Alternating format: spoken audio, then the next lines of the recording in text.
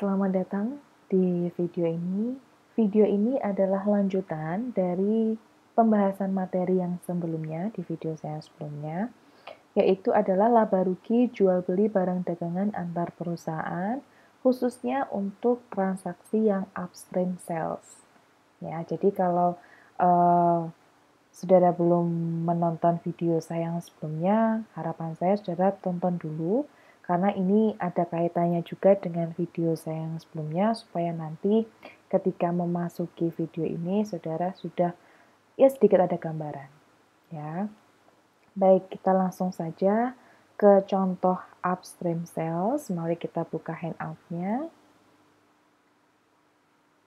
Ya, di tahun 2017, PT Anak membeli barang dagangan seharga 120.000. Di tahun 2017, PT Anak menjual barang dagangan tersebut kepada PT Induk seharga 160.000. Dan di tahun 2017 juga, PT Induk itu menjual 60% barang tersebut kepada pihak ketiga seharga 128.000. Lalu di tahun 2018, PT Induk menjual 30% barang dagangan tersebut kepada pihak ketiga seharga 64.000. Tarif pajaknya 20%, lalu PT Induk menguasai 60% saham PT Anak. Berarti kepentingan non pengendali itu persentasenya adalah 40%. Yang pertama, saudara diminta untuk membuat jurnal dulu ya yang terjadi pada tahun 2017 dan 2018, baik itu di PT Induk dan juga di PT Anak. Lalu nanti di nomor 2, saudara akan membuat kertas kerja eliminasi parsial untuk tahun 2017, kemudian yang tidak disertakan perhitungan BPP ya, berarti nanti di kertas kerja ini tidak ada perhitungan BPP-nya. Kemudian yang poin ketiga, nanti kita akan buat eliminasi parsial untuk tahun 2018 sama di kertas kerja tidak disertakan perhitungan BPP, berarti nanti kita pakai yang tanpa perhitungan BPP. Oke, kita buat dulu yang pertama jurnalnya ya. Kita masuk ke Excel. Ya, yang pertama itu adalah ya di dalam transaksi PT Anak itu membeli barang dagangan seharga 120.000. Berarti di pembukuan Anak itu jurnalnya adalah debitnya persediaan barang dagang ya. Kemudian kreditnya adalah ya asumsinya semua tunai, kreditnya adalah kas. Kreditnya adalah kas. Ya, kreditnya adalah kas. Kemudian di tahun 2017 ya, PT Anak ini menjual barang dagangannya ke PT Induk seharga 160.000 ya. Kemudian di sini tidak ada keterangan menggunakan, di sini juga menggunakan metode perpetual, maka nanti kita ada pengakuan BPP. Maka untuk tahun 2017 karena ini menjual barang dagangan ke PT Induk, ya maka untuk nilainya yang pertama itu adalah debitnya, karena menjual pasti menerima. Ya, menerima kas, kreditnya adalah penjualan. Ya, jadi barang yang tadi dibeli ini dijual semua, maka ini kita akui sebagai BPP. Debitnya BPP, ya, kreditnya adalah persediaan barang dagang. Ya, lalu di transaksi induk berarti melakukan pembelian, maka di sini akan menerima persediaan, ya, sebesar 160.000. Kreditnya adalah ya kreditnya 160.000 itu kas. Berarti ada selisih ya. Selisih 40.000 ya. Berarti anak ini mengenakan ya 40.000 ya, selisihnya ini adalah laba ya, berarti selisihnya laba 40.000 itu berapa berarti? Kita hitung ya. Sama dengan Ya, coba kita hitung. Labanya berapa? Ya, sama dengan ya 40.000. 40.000 itu adalah selisihnya dibagi 160 ya dikali 100. Ya, 25%. Nah, kebetulan sama. Ini tidak perlu saya kali. Enter. Ya. 25%. Berarti laba yang dikenakan atas penjualan anak ke induk itu adalah 25%. Kemudian yang selanjutnya adalah ya PT induk itu menjual 60% barang dagangan tersebut kepada pihak ketiga seharga 128.000. Berarti ini transaksi penjualan. Maka debitnya adalah kas, ya. Kreditnya adalah penjualan sebesar 128.000. Kemudian barang dagangannya ya yang terjual itu adalah 60% dari 160.000. Ya, 60% dari 160.000 itu adalah sama dengan 60% dikali 160.000, yaitu 96.000. Ya, 96.000. Maka di sini beban pokok penjualannya 96.000, kreditnya adalah persediaan 96.000 yang terjual. Berarti di akhir tahun 2017 sisa barang dagangannya, berarti persediaan barang dagang akhir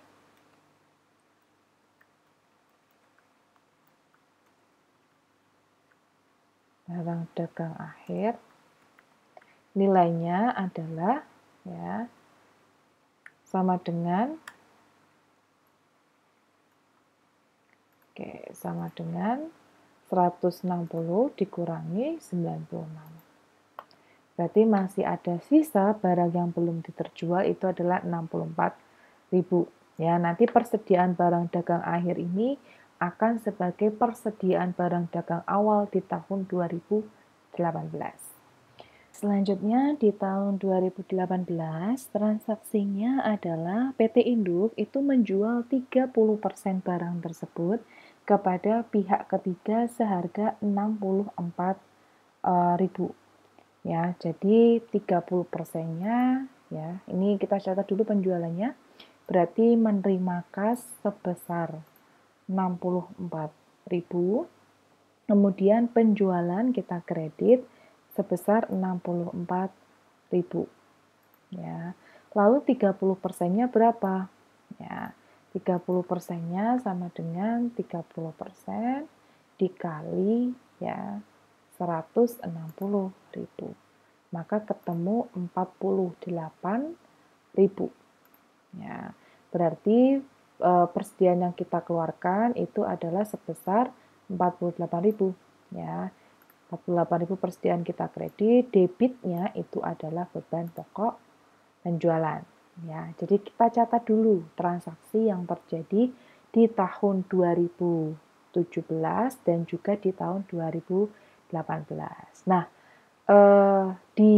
setelah adanya penjualan di tahun 2018, berarti sisa barangnya menjadi berapa? Ya, persediaan barang dagang akhirnya, persediaan barang dagang akhir itu sama dengan ya tadi persediaan awal. Tadi persediaan awal di tahun 2018 itu adalah persediaan akhir di tahun 2017. Maka ini sama dengan 64.000 dikurangi 48.000. Berarti sisa barang di tahun 2018, sisa barang dagang akhir itu adalah 16.000. Ya, jadi kita tentukan dulu berapa persediaan barang dagang akhir di tahun 2017, ya. Lalu persediaan barang dagang akhir di tahun 2018. Lalu persediaan awal tahun 2018 berapa? Yaitu adalah sama dengan persediaan akhir di tahun 2017, ya. Oke. Lalu selanjutnya kita akan membuat eliminasi parsial, ya, di kertas kerja. Oke. Yang selanjutnya kita akan melakukan eliminasi dan penyesuaian untuk tahun 2017. Nah, untuk eliminasi dan penyesuaian ini itu kita tidak menggunakan perhitungan BPP. Jadi kita langsung nanti pengaruhnya ke BPP, ya. Nah, sebelum kita membuat eliminasi dan penyesuaiannya, kita isikan dulu data di PT Induk dan juga di PT Anak. Nah, sama seperti di contoh downstream, kita lihat berdasarkan dari jurnal yang telah kita buat di poin pertama, ya. Maka kita lihat, ya, kita akan isikan dulu di PT Anak. Ya, PT Anak di tahun 2017 itu ada penjualan, ya, sebesar penjualan kita isi di sini 160. Ya, kita isikan 160. Kemudian BPP-nya juga sama, ini 120. Ya, jadi semua berdasarkan dari jurnal yang telah kita buat di poin 1. Lalu selisihnya laba kotornya adalah 40.000, beban operasinya tidak ada, lalu pajaknya adalah 20% dari laba kotor, yaitu 8.000, sehingga laba bersihnya itu adalah 32.000. Kemudian persediaannya di sini 0, ya, tidak ada. Lalu setelah itu kita pindah ke PT Induk, ya. PT Induk ini ada penjualan sebesar 128.000, ya. Maka ini kita catat di kertas kerja 128. BPP-nya adalah sebesar 96. Oke, 96, maka laba kotornya adalah sebesar 32.000. Lalu beban operasinya kosong, tidak ada. Kemudian beban pajak itu adalah ya 20% dari 32.000. Ya, maka ketemu 6.400.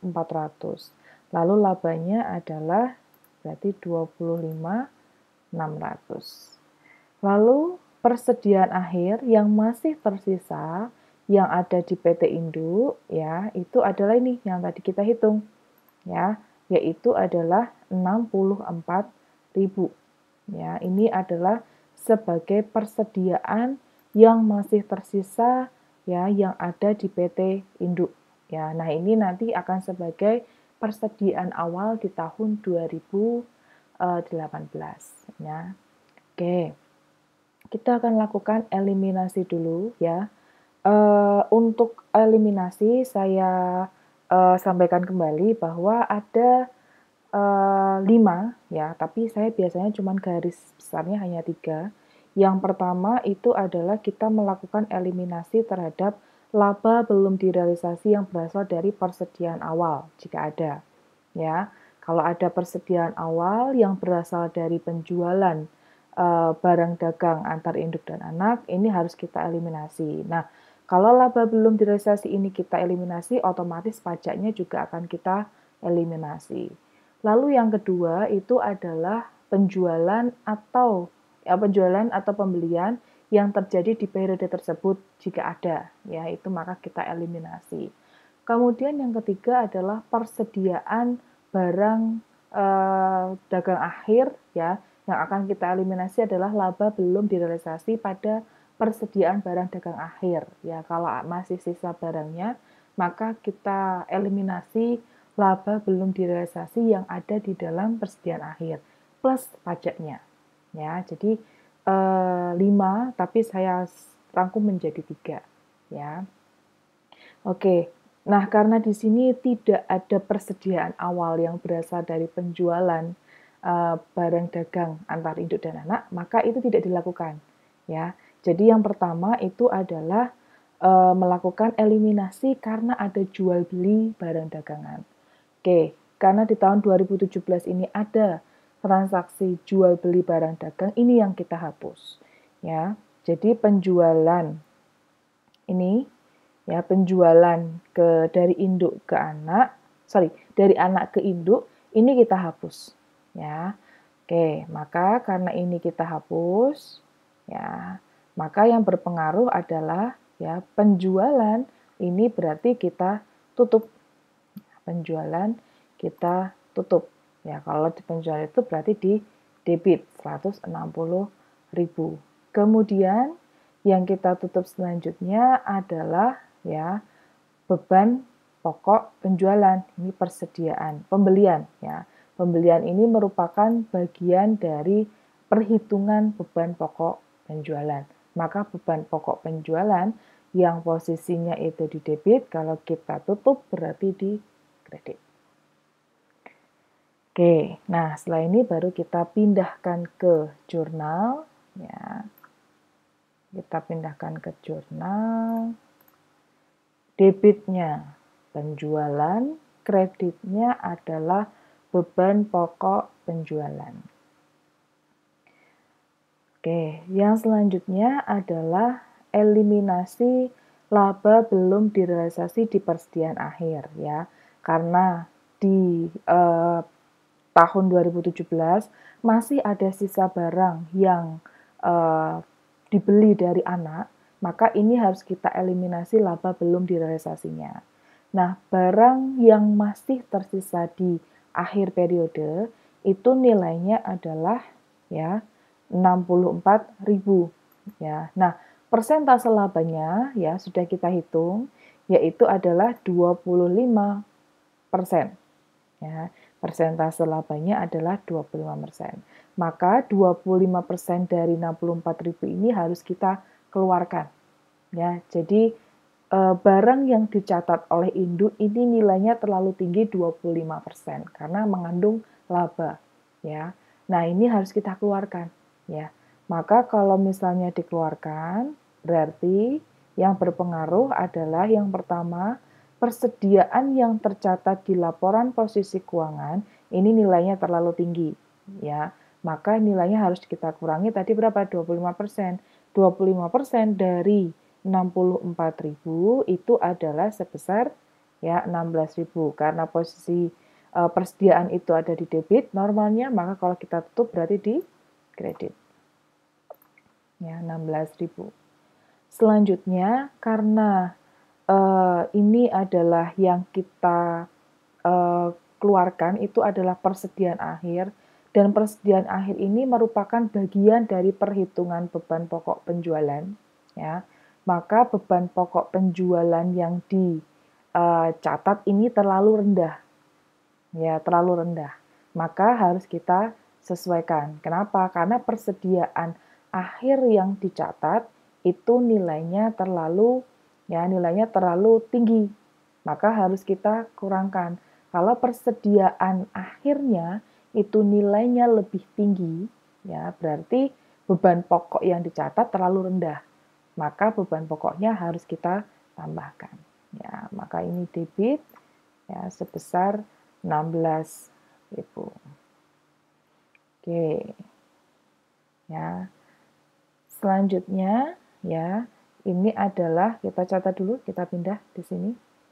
Debitnya adalah beban pokok penjualan, ya. Kreditnya adalah persediaan di laporan posisi keuangan. Maaf, ini saya ganti aja. Di sini laporan posisi keuangan. Oke, laporan posisi keuangan. Selanjutnya, karena ini terkait dengan laba, maka yang berpengaruh selanjutnya adalah pajak.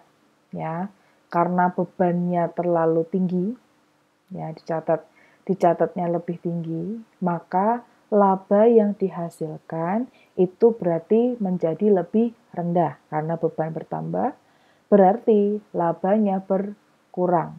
Kalau labanya berkurang, ya berarti beban pajak yang dicatat itu terlalu tinggi, maka harus kita turunkan nilainya. Ya, harus kita sesuaikan, kita turunkan nilainya. berapa? Yaitu adalah 20% dari laba tadi. Ya, 20% dari ini. Ya. Maka ketemunya adalah ya, ini adalah 20% dikali 16.000. Ketemunya adalah saya hitungkan di sini sama dengan 20% dikali 16.000. Ketemunya 3.200 ya. 3.200 berarti beban pajak ini terlalu tinggi 3.200. Maka ini kita kurangkan nilainya. Ya, 3.200. Lalu debitnya ya karena ini beban pajak ini dicatat karena ada transaksi eliminasi dan penyesuaian, sementara kita tampung dulu di akun aset pajak tangguhan. Ya, aset pajak tangguhan. Oke, lalu kita catat atau kita buatkan jurnalnya.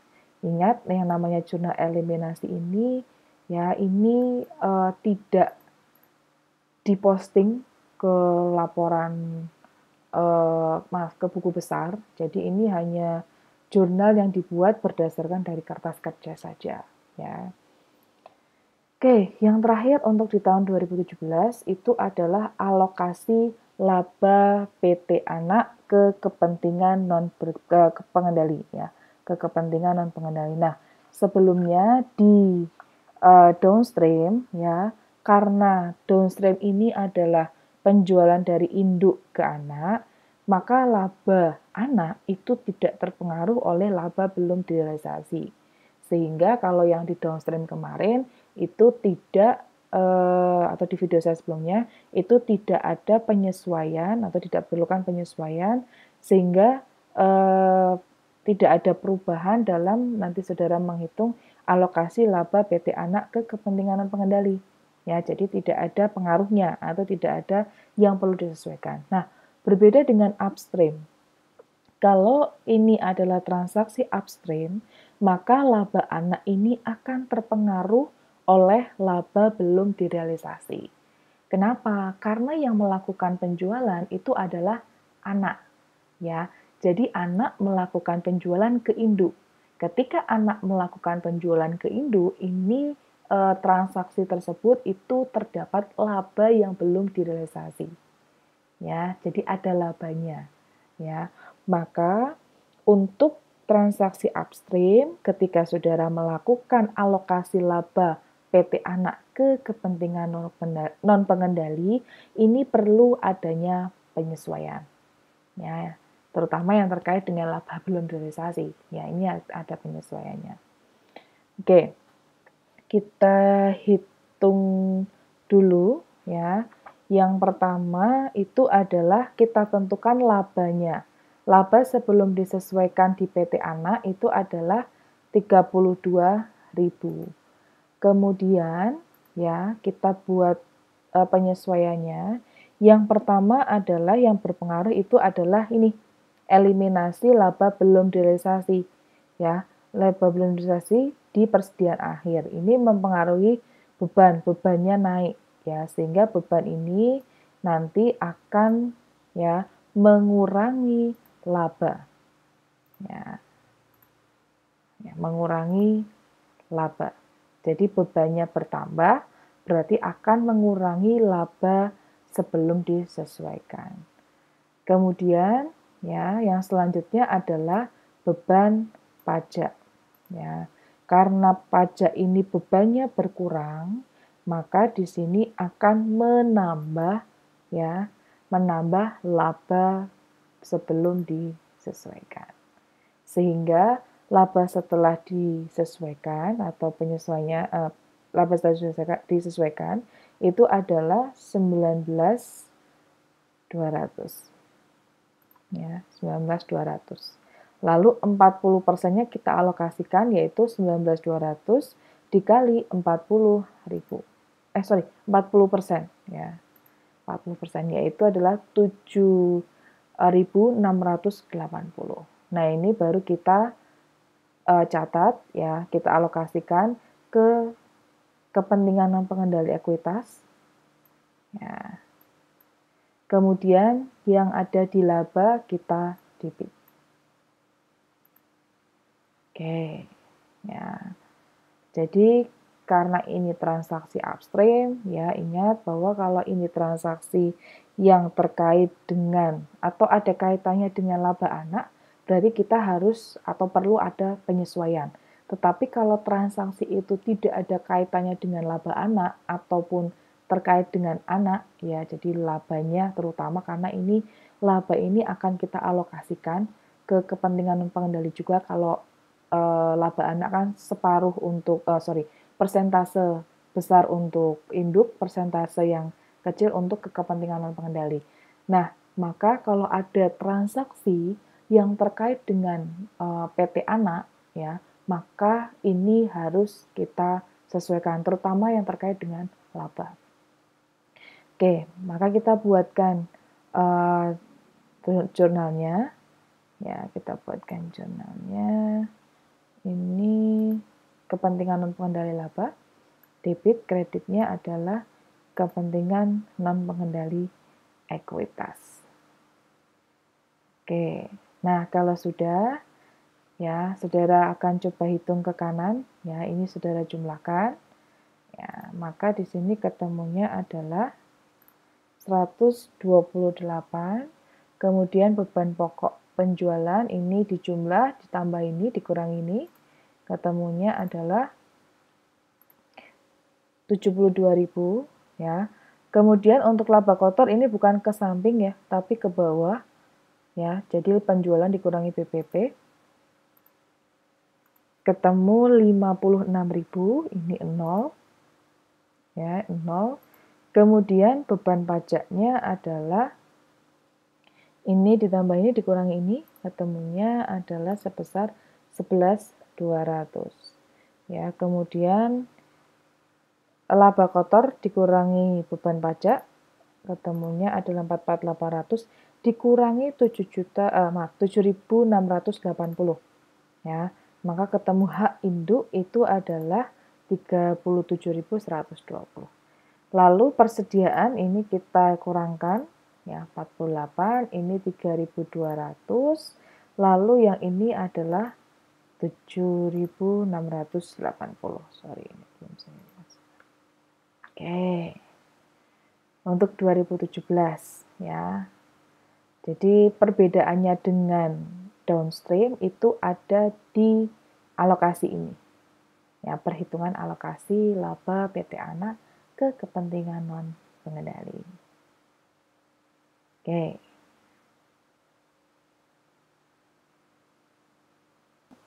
Kita akan bahas eliminasi dan penyesuaian untuk tahun 2018. Nah, untuk sebelum kita akan masuk ke eliminasi, kita akan isikan dulu data-data di PT Induk dan juga PT Anak ya. Kita akan mulai dulu dari PT Anak ya. Nah, ini sama seperti tahun 2017, untuk informasinya bisa didapat di jurnal yang sudah kita buat di poin pertama. Oke, di PT Anak ya. Kita lihat di PT Anak, ini tidak ada transaksi, ya, tidak ada transaksi apa-apa, ya. Maka untuk informasi di Anak itu adalah sampai dengan H induk ini 0, ya. Nah, tetapi untuk saldo laba ini ada nilainya, yaitu sebesar ya saldo laba tahun lalu. Ya, saldo laba 1 bulan 1 itu adalah 32.000. Oke. Kemudian persediaan barang dagang 0 dan yang lain-lainnya 0. Oke, kita masuk ke PT Induk. Ya, PT Induk ini ada penjualan ya 64.000. Ada penjualan 64.000. Kemudian beban pokoknya adalah 48.000. Maka laba kotornya adalah sebesar 16.000. Selanjutnya untuk beban operasi itu 0, lalu beban pajaknya 20%, berarti adalah 3.200. Ya, kemudian untuk laba bersihnya itu adalah 12.800. Saldo laba untuk periode lalu berarti sama dengan periode awal tahun ini itu adalah 25.600 ya, sama dengan ini. Kemudian persediaan yang tercantum di laporan posisi keuangan itu adalah persediaan akhir yang ada di PT Induk yang berasal dari PT Anak tadi. Ya, yang sudah kita hitung yaitu adalah sebesar 16.000. Ya, persediaan akhirnya 16.000. Oke. Selanjutnya adalah kita akan melakukan eliminasi di tahun 2018. Nah, eliminasi pertama yang akan kita lakukan itu adalah eliminasi laba belum direalisasi di persediaan awal. Nah, laba belum direalisasi ini nilainya itu berasal dari ya persentase laba ya dari persediaan persediaan awal. Nah, persediaan awal tahun 2018 itu adalah persediaan akhir di tahun 2017 ya. Persediaan awal di tahun 2018 berarti adalah persediaan akhir di tahun 2017. Maka nilainya itu adalah persediaan ya. Persediaan awal itu adalah nilainya sebesar ya ini 64.000 ya. Lalu laba belum direalisasinya yaitu adalah LBD-nya itu adalah 25% dikali 64.000 ya, yaitu adalah 16.000. Nah, karena ini transaksi upstream, maka untuk persediaan awal ya untuk laba belum direalisasi ini ya, karena ini sudah ditutup ke saldo laba ya, sudah ditutup ke saldo laba, maka untuk laba belum direalisasi ini akan mempengaruhi saldo laba ya, karena sudah ditutup ke saldo laba ya, karena ini dari periode yang lalu ya, dari periode lalu ya, ini sudah ditutup ke saldo laba. Nah, karena ini adalah laba anak yang berpengaruh, maka harus kita bagi proporsinya ya, yaitu sebesar berapa untuk induk, berapa untuk anak ya, untuk kepentingan non pengendali itu berapa persen. Nah, untuk induk itu adalah persentasenya 60%. Lalu untuk kepentingan non pengendali itu nilainya adalah 40%. Maka ini nanti kita bagi ya. Nah, kemudian yang berpengaruh selanjutnya itu adalah di beban pokok. Ya, kenapa? Karena beban pokok yang dicatat ini terlalu tinggi, nilainya 25%. Maka harus kita kurangkan. Ya, yaitu di sini kita kredit sebesar 16.000. Debitnya itu adalah ya persentase induk mengurangi saldo laba ya.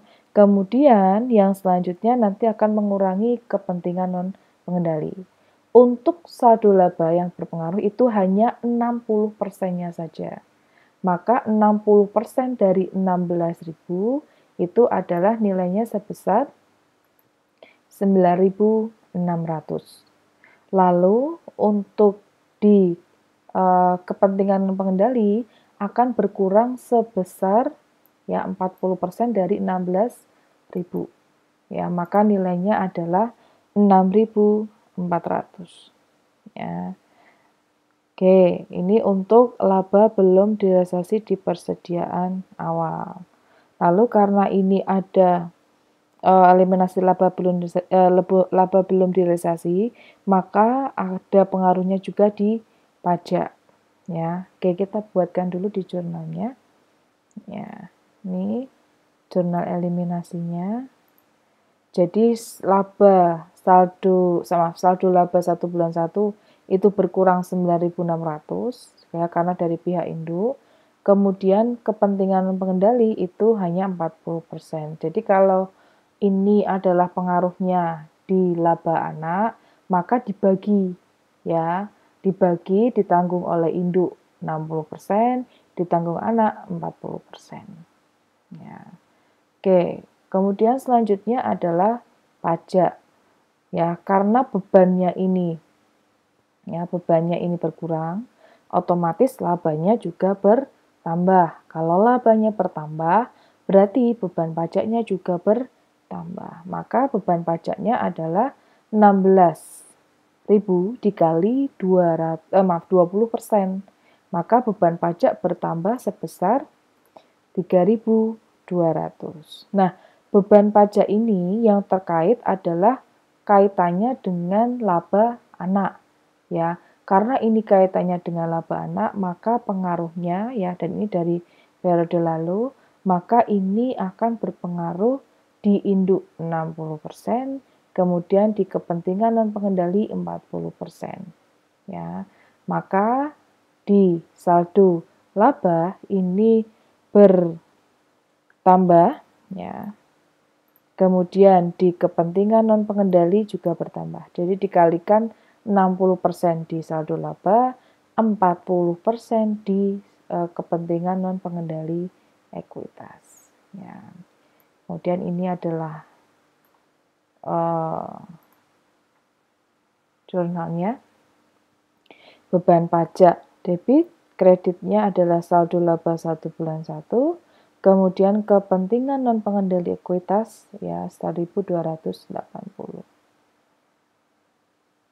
Oke, ya. Lalu di periode 2018 ini tidak ada transaksi kembali antara induk dan anak terkait jual beli. Jadi tidak ada transaksi jual beli lagi. Maka tidak ada eliminasi jual beli barang dagangan antar induk dan anak. Lalu kita masuk ke laba belum realisasi di persediaan akhir. Barang dari anak ke induk, ya dari anak, ya itu nilainya masih tersisa sebesar 16.000. Ya, nilainya masih ada sebesar 16.000. Nah, 16.000 ini, ya 16.000 ini nilainya terlalu tinggi, 25%. Harus kita kurangkan. Maka persediaan ini kita kurangkan 16% dikali 25%. 16.000 dikali 25% ya. Ketemu nilainya sebesar 4.000. Kita kurangkan ya. Persediaan itu posisi normalnya di debit, kalau berkurang di kredit ya. Lalu yang selanjutnya adalah yang berpengaruh di beban pokok penjualan. Beban pokok penjualannya ya, karena apa? Persediaan akhir yang dicatat itu nilainya terlalu tinggi. Ya, kalau nilainya terlalu tinggi, maka beban pokoknya berarti menjadi lebih rendah. Nah, karena nilai persediaan akhir terlalu tinggi ya, jadi kita kurangkan karena nilainya terlalu tinggi. Berarti dampaknya itu ada di beban pokok penjualan. Beban pokok penjualannya itu menjadi berkurang karena beban pokok penjualan menjadi berkurang ya. Karena persediaan akhirnya itu menjadi berkurang ya, maka beban pokoknya menjadi bertambah. Jadi persediaan akhirnya turun, kelihatan dampaknya adalah di beban pokok penjualan ya. Jadi perhitungan BPP ini harus di luar kepala kalau sudah bisa ya. Jadi diorek-orek juga boleh. Jadi kalau misalnya masih bingung silakan dibuat logikanya. Tapi kalau sudah paham itu akan mudah dan logikanya akan jadi lebih mudah kalau misalnya kita tahu bagaimana menghitung BPP rumusnya, yaitu persediaan awal ditambah pembelian ya dikurangi persediaan akhir. Nah, tadi kalau persediaan akhirnya itu berkurang otomatis ya, yang harusnya misalnya tadi 16.000 tetapi karena nilainya lebih rendah berarti nanti dampaknya di beban pokok penjualannya menjadi bertambah. Oke, ini bertambah. Ya, maka di poin C oke, ini saya ganti ya menjadi laporan posisi keuangan. Ya.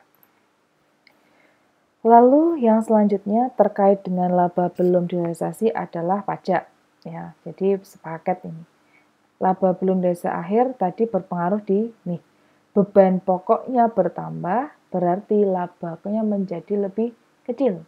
Laba lebih kecil berarti dampaknya ada di beban pajak yang lebih kecil. Berarti beban pajak yang dicatat di sini terlalu tinggi, maka harus dikurangkan, ya. Dikurangkan sebesar berapa? Yaitu 20% dikali 4.000, ya. Maka ketemu nilainya 800. Berarti beban pajaknya kita kurangi sebesar 800, ya. Nah, ini untuk akun menampung sementara kita pakai aset pajak tangguhan. Ya, maka di sini kita catat, ya. Untuk aset pajak tangguhan 800 rupiah. Kemudian beban pajaknya 800.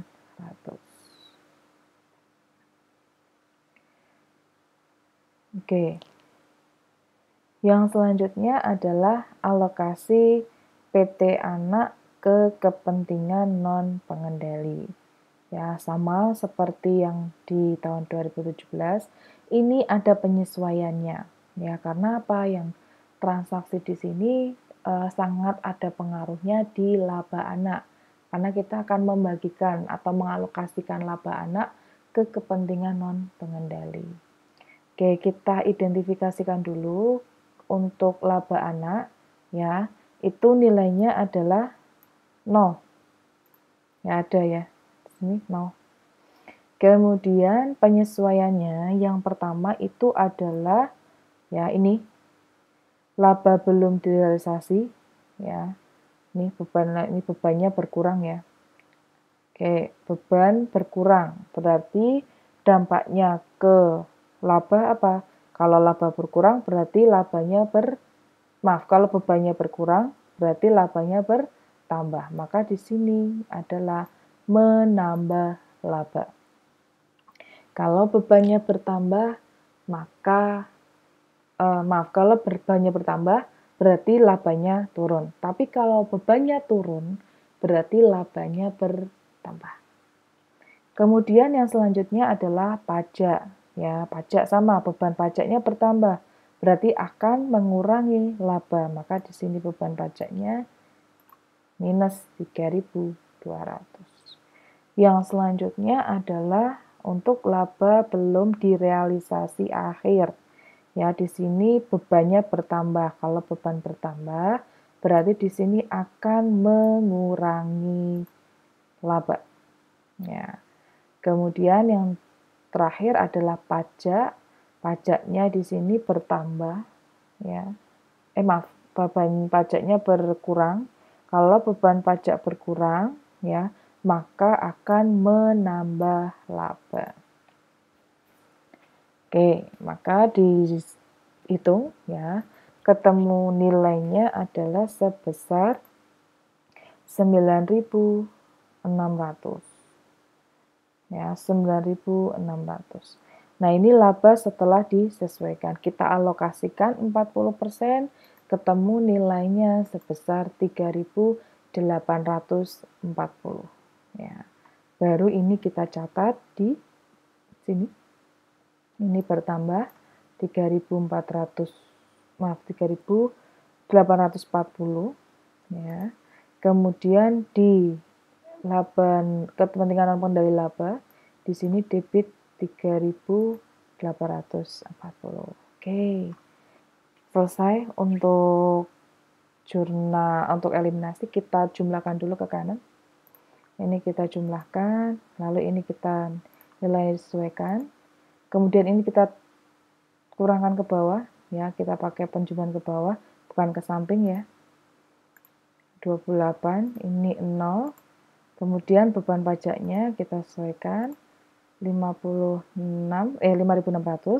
Lalu ini kita kurangkan, ketemu nilainya 22.400. Kemudian kepentingan pengendali laba ini akan mengurangi sehingga hak induk adalah 18.560. Kemudian saldo laba, ya, dihitung ke kanan. nilainya ketemu. Oke, ini belum dihitung ya. Ini ditambah ini, dikurangi ini, ditambah ini. Oke, 49.920. Ini kita hitung, kemudian ini kita masukkan, lalu ini kita hitung. Oke, sebentar. Sama dengan ini ditambah ini dikurangi ini. Oke, ini minus ya, karena baru parsial, tidak masalah. Oke, untuk upstream, oh ini belum saya masukkan ya, jurnalnya sama ya, kepentingan pengendali laba debit, kreditnya adalah kepentingan non pengendali ekuitas. Oke, untuk transaksi upstream, apakah ada yang ingin ditanyakan? Demikian untuk pembahasan materi laba rugi jual beli barang dagangan antar perusahaan, khususnya untuk upstream sales ya. Jadi kalau masih ada yang bingung dan ingin ditanyakan, boleh komen di bawah. Teruntuk mahasiswa saya, jika ada yang masih bingung dan ingin ditanyakan, boleh kontak di WA. Semoga apa yang saya sampaikan ini bermanfaat. Sekian dan sampai jumpa.